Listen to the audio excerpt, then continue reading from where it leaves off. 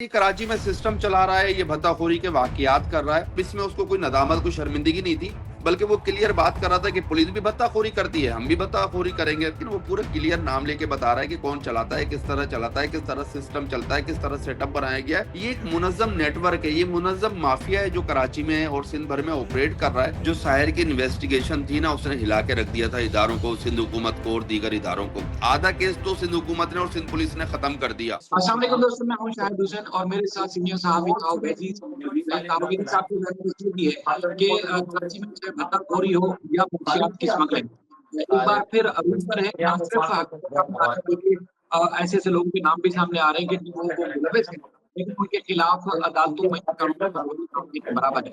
इस सारी सूरत हाल पे बात करेंगे। ताज़ा दो पहलू हैं, दोनों पे आपसे बात करनी है। सबसे पहले तो भत्ताखोरी, टेररिज्म के साथ-साथ आपको पता है जिस तरह दावा किया जाता है कि भत्ताखोरी एक अहम जुज़्व है। आपने कुछ ऐसा पहले कुछ दिन पहले इंटरव्यू लिया गैंगवार के आम परिंदे का, वो क्या कहते हैं? और थोड़ा-सा ये भत्ताखोरी के बारे में बताइएगा कि कैसे चलती है सब कुछ?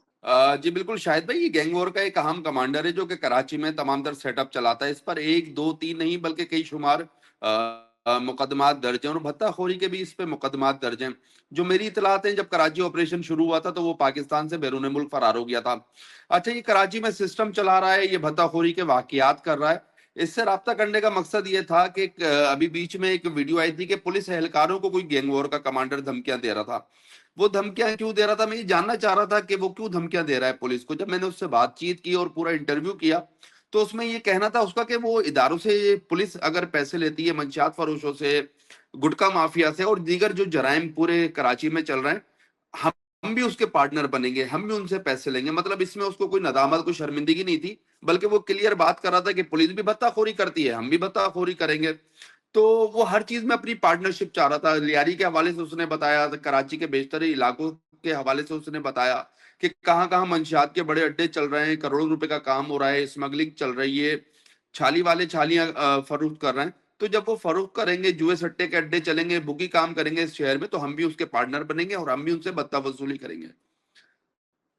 वो ये कहता तो है, अगर ये वो भत्ता जी, अगर जी। भत्ता वसूली मतलब हाँ, पुलिस कर रही है तो हम भी भत्ता वसूली करेंगे। मतलब उसका एक नुकाती एजेंडा था और उस पे बड़ा स्टैंड लेके खड़ा था, बड़ा स्टैंड था उसका। और वो बिल्कुल क्लियर बात कर रहा था कि भाई अगर पुलिस पैसे लेगी, सीडीडी पैसे लेगी, एसआईयू पैसे लेगी, तो हम भी पैसे लेंगे। और वही काम वो कर रहा है। बल्कि कराची में कुछ दुकानों पर फायरिंग हुई थी भत्ताखोरी के वाकयात में, उसमें भी इसका नाम आया था। तो मैंने उससे राब्ता करने की कोशिश की थी, मैंने बात करने की कोशिश की थी कि किसी तरह वो मंजिल आम पर आए और तमाम तर हकाइक बताए कि कराची में क्या हो रहा है, किस तरह सिस्टम चलते हैं। अभी तक तो आपकी और मेरी बात चलती थी कि आप रिपोर्ट करते थे, मैं रिपोर्ट करता था कि मंशियात फरोशी है, गुटखा मावा है, जुआ सट्टा है। लेकिन वो पूरा क्लियर नाम लेके बता रहा है कि कौन चलाता है, किस तरह चलाता है, किस तरह सिस्टम चलता है, किस तरह सेटअप बनाया गया है। तो उसने बहुत से इदारों को, बहुत से चेहरों को बेनकाब किया है। था भाई, मतलब उसके मुताबिक, या आप चूँकि सारी इंटेरोगेशन भी करते हैं, आप सारी एक तहकीकाती सहाफ़त भी करते हैं, तो आपके हिसाब से ना सिर्फ गैंगस्टर बल्कि सरकारी इदारे या पुलिस भी भत्ताखोरी में जो कराची में हो रही है उसमें मुलविस है? जी बिल्कुल शायद भी इसमें आईजी सिंध ने एक स्पेशल टास्क फोर्स बनाई है जो कि गुटके मावे के फैक्ट्रियों पे और मंशियात के अड्डों पे क्रैकडाउन करती है। चल रहे हैं तो टीमें बन रही है ना, चल रहे हैं तो पुलिस रेड कर रही है ना। अच्छा, आज भी पूरे सिंध भर से मेरे हिसाब से कुछ 40-45 जो अफराद हैं, एक बी कंपनी बनाई है आईजी सिंध की जानिब से, जिसमें जो जराइम में मुलविस होते हैं, जो करप्शन में मुलविस होते हैं, उन पुलिस अफसरान और एहलकारों को उस बी कंपनी रिपोर्ट किया जाता है सजा के तौर पर। तो आज भी 40-50 जो बंदे रिपोर्ट हुए हैं, वो इसलिए तो रिपोर्ट हुए हैं कि वो जराइम चला रहे हैं। और जराइम चल रहा है, जराइम चल रहा है। इसमें आप सियासी पुष्पनाई भी शामिल है, इसमें आला पुलिस अफसरान की सरपरस्ती भी शामिल है। तो ये जराइम इस तरह नहीं चल रहा है ना जिस तरह, ये एक मुनज़्ज़म नेटवर्क है, ये मुनज़्ज़म माफिया है जो कराची में और सिंध भर में ऑपरेट कर रहा है, ऑपरेट हो रहा है, पैसे सब कमा रहे हैं। हाँ, वो गैंग वॉर का कारिंदा है, कुछ बगैर गैंग वॉर के कारिंदे के तौर पर पैसे वसूल कर रहे हैं। पैसे तो सब वसूल कर रहे हैं और सिस्टम तो चल रहा है। तो था भाई, वो जो जिनका आपने कमांडर का इंटरव्यू किया, उनके मुताबिक ना सिर्फ लियारी गैंगवार के लोग भत्ताखोरी कर रहे हैं, बल्कि दीगर लोगों के साथ साथ सरकारी इदारे भी भत्ताखोरी में मुलविस हैं। ताजिरों से, शहरियों से, आम आवाम से भत्ता हासिल करते हैं। जी, आप ये समझ लें, वो असल में जो जराइम पेशा अफ़राद हैं ना, उनसे भत्ता वसूली की कोशिश कर रहा है। कराची में बड़े मंशियात के अड्डे हैं, जुए सट्टे के अड्डे हैं और शायद भाई आप भी कराची की सड़कों पे घूमते हैं, मैं भी कराची की सड़कों पे घूमता हूँ, आपको भी सब पता है, मुझे भी सब पता है। यहाँ तो लोगों ने कोई पुलिस अफसरान की सरपरस्ती में स्ट्रीट क्रिमिनल्स की चैनें भी चलाई हैं, मोटरसाइकिल और गाड़ियां छीनने वालों की चैनें भी चलाई हैं।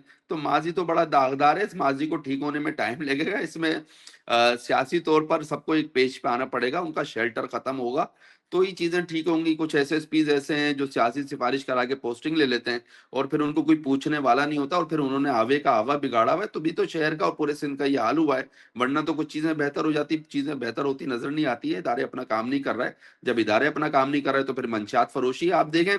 पहले आप और मैं, हमारे दोस्त यार भी कहीं इन्वॉल्व होंगे किसी क्राइम में, किसी मंशियात चर्च पीते होंगे, तो उनको बड़ा वो होता था कि यार चर्च कहाँ से मिलेगी, कहाँ से लेंगे, कैसे आएगा। अब तो आप फोन करो, आपके घर की दहलीज में आके वो चर्च दे जाता है, बोलता है ये लो भाई चर्च। तो जब ये सूरत हाल होगी, इसका मतलब है कि आपने काम ही नहीं किया ना। जब आपने काम ही नहीं किया तो आप घर की दहलीज पे मंशियात ले रहे हो।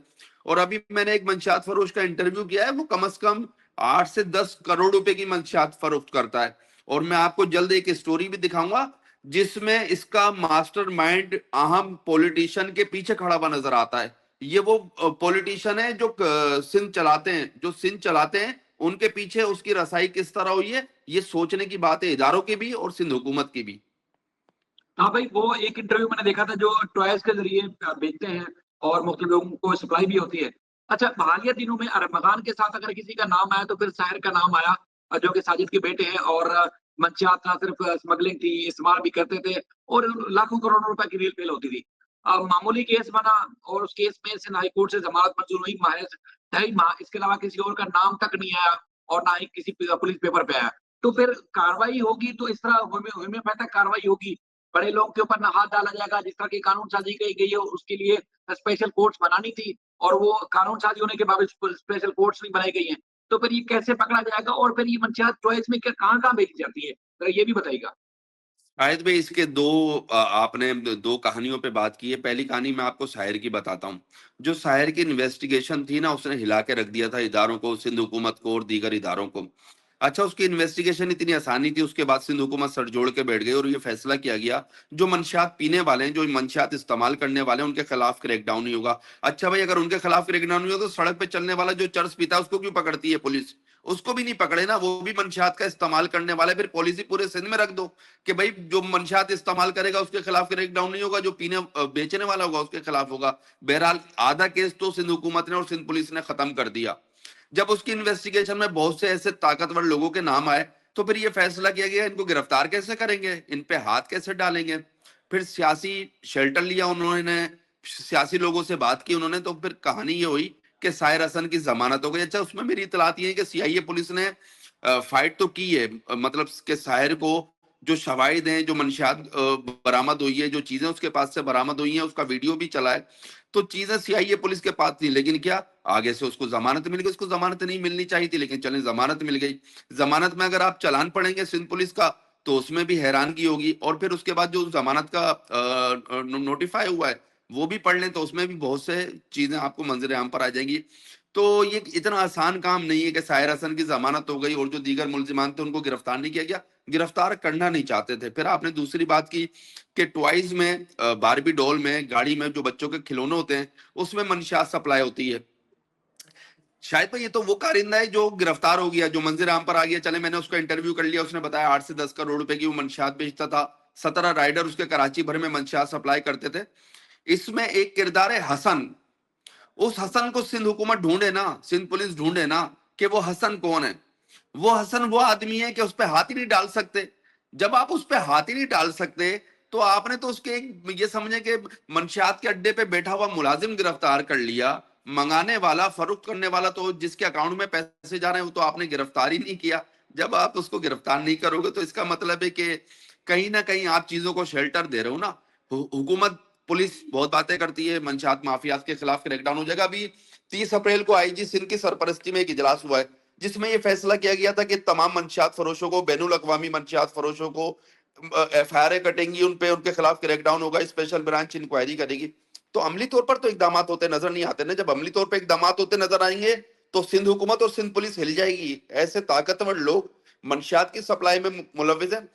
फिर मैं आपको एक और बात बताऊं, 1,70,00,000 रुपए की एक ऑफर हुई है बाजिल की तरफ से, या जो इनके मास्टरमाइंड थे जो साहिर हसन केस में जिनके नाम आए, 1,70,00,000 रुपए घूम रहे हैं मार्केट में ना, रास्ते चल रहे हैं, बात होने की कोशिश हो रही है, लेकिन अभी तक इतना बड़ा केस है उसमें कोई पैसे लिए नहीं जा रहा है। फिर साहिर हसन ने भी कुछ कोशिश की है कि कहीं पैसे चलाए जाएं, कहीं चीजों को मैनेज किया जाए, जो चीजें मैनेज मैं बड़े वसूख से कह रहा हूं कि पुलिस के लेवल पे नहीं हुई है, क्योंकि ये इतना हाई प्रोफाइल केस था, अगर 1,00,000 रुपए भी पुलिस ले लेगी ना तो जिंदगी भर पुलिस को जवाब देना पड़ेगा। तो उन्होंने क्या किया, इधर उधर असर रसूख इस्तेमाल किया और फिर उन्होंने पुलिस को भी मैनेज कर लिया, और फिर कुछ और इदारे भी मैनेज हो गए, और फिर जमानत भी हो गई। तो फिर वो साहिर हसन की भी जमानत हो गई, ये जो अभी ट्वाइस वाला बंदा पकड़ा गया है उसकी भी जमानत हो जाएगी। लेकिन जो इनके किरदार हैं, जो बाजिल किरदार है, जो हसन किरदार है, इनको पकड़ने की जरूरत है। जब तक इनको नहीं पकड़ेंगे तो बेचारे चर्च बेचने वाले, हेरोइन बेचने वाले, कोकेन बेचने वाले, ये मुलाजिम है, ये 30-30, 35-35 हजार रुपए के मुलाजिम है। इनके जो मास्टरमाइंड है उनको गिरफ्तार करें, मैं कहता हूँ कराची से क्या पूरे सिंध से मंशियात खत्म हो जाएगी। बिल्कुल, बिल्कुल। तो भाई 1-2 चीज़ें जो क्लियर हुई हैं, वो ये है कि जो साहिर की ज़मानत वाला मामला है, उसमें जो कोर्ट का ऑर्डर है, वो ज़मानत उसको इस बुनियाद पर दी गई है कि जो सिंध हुकूमत ने कानून साज़ी की थी, उसके लिए स्पेशल कोर्ट्स बनानी थी। कानून साज़ी के बाद कि इनका ट्रायल एक सेपरेट कोर्ट में चलेगा, लेकिन वहाँ पर जो है वो कोर्ट्स नहीं बनी। 2.5 महीने से बंदा जेल में है, तो इसलिए अदालत ने इस बुनियाद पर उसको ज़मानत दे दी कि स्पेशल कोर्ट बनेगी, तो ये ट्रायल वहाँ चलेगा। अगर कहीं मिसयूज़ होता है, तो उसको फिर बेल उसकी कैंसल भी हो सकती है। तो इस तरह की एक संगीन सूरत-ए-हाल है, ये नहीं कि अगर पहले तो ये है कि पुलिस कार्रवाई नहीं करती है, अगर कार्रवाई करती है तो फिर कानून साज़ी ऐसी हुई है कि मुल्ज़मान को फिर कहीं न कहीं से बेनिफिट ज़रूर मिल जाता है।